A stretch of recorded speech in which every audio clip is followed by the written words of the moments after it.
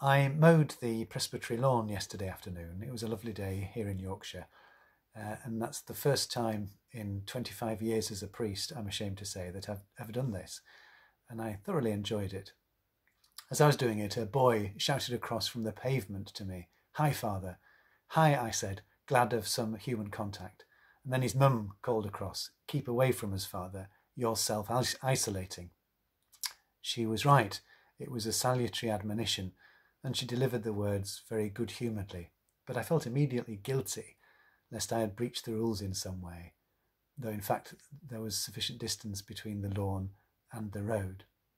I suddenly felt my isolation borne in on me in a new way, and for the first time I craved readmission to the community.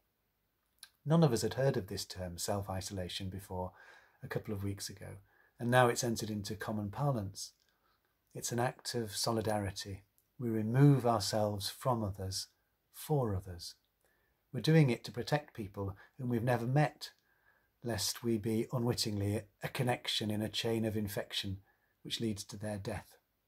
But it's hard. It feels unnatural to be alone. And it is unnatural. I've been reflecting on my experience in recent days, and I can detect my spirit protesting increasingly within me. I want company. I've been having quite a few phone calls, which is more than I ordinarily do. Usually I just use the phone in a transactional way to sort things out.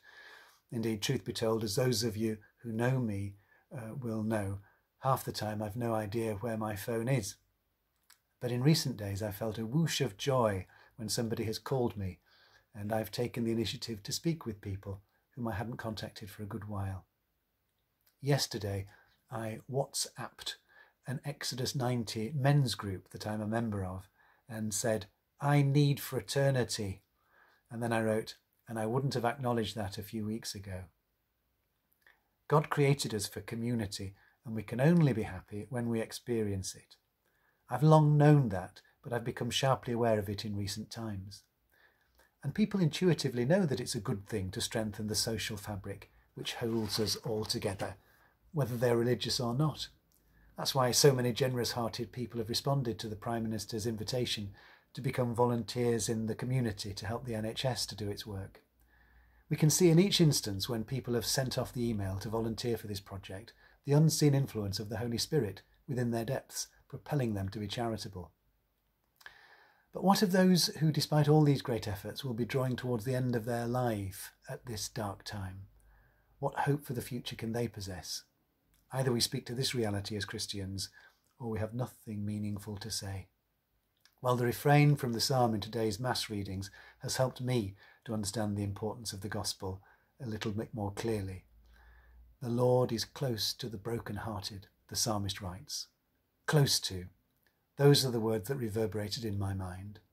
God the Father in Jesus through the Holy Spirit is close to me now, and he will never withdraw his fatherly protection from me, and he shows his love of me through others' love of me. A while ago, I was ministering to an elderly man who was dying.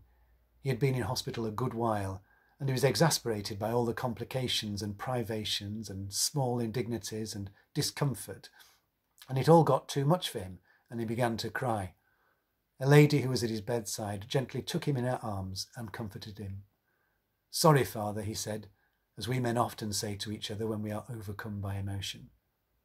As I left, I was in no doubt that love is indeed stronger than death.